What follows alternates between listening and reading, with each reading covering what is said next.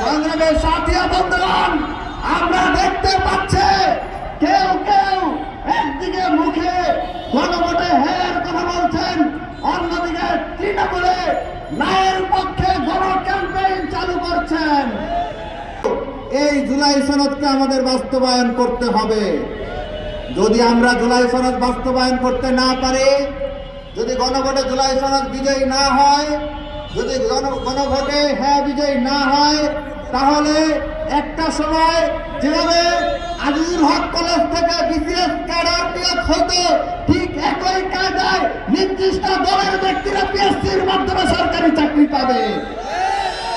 জুলাই অভ্যুত্থানের ছাত্র সমাজ আবুল তাইলের উত্তরসূরিরা মেধার রাজ্যে এই ধরনের কোন ঠাই হতে দেবে না।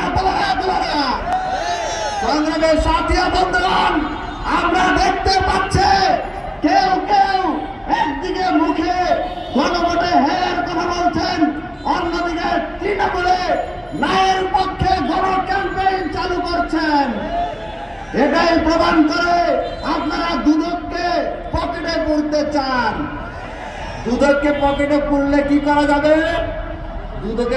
দুদককে পকেটে পুরলে 5 বার বিশ্ব চ্যাম্পিয়ন হয়েছিলেন, সেটি ঢেকে রাখা যাবে। দুদককে পকেটে পড়া গেলে কি হবে?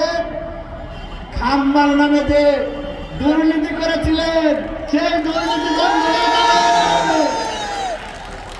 দুদককে পকেটে রাখতে পারলে কি হবে? হাওয়া ভবন কায়েম করে যে 10% সরকার করেছিলেন, সেটি বন্ধ হয়ে যাবে।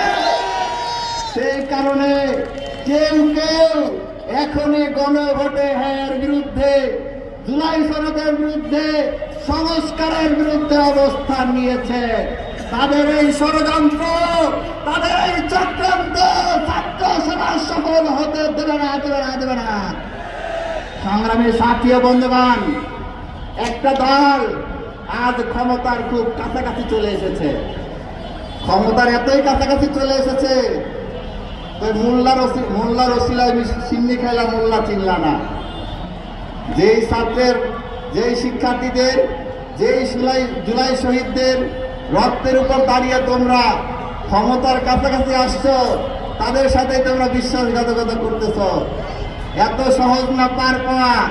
বিএনপির স্থায়ী কমিটির সদস্য ইকবাল হাসান মাহমুদ টুকু বলেছেন, আপনারা হয়তো বক্তব্য শুনেছেন, যে ছাত্রদেরকে, এই জুলাই জনতাদেরকে নিয়ন্ত্রণ করতে নাকি তারা মার্শাল ল জারি করবে।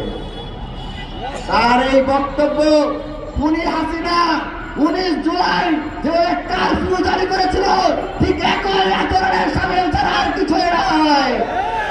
যারা ছাত্রদেরকে দমাইতে হাসিনার মতো আবারও সেনাবাহিনীকে ব্যবহার করতে চায়, জনগণকে প্রত্যেক কার্যে আবারও ভারতে পাঠিয়ে দেওয়ার জন্য প্রস্তুত আছে।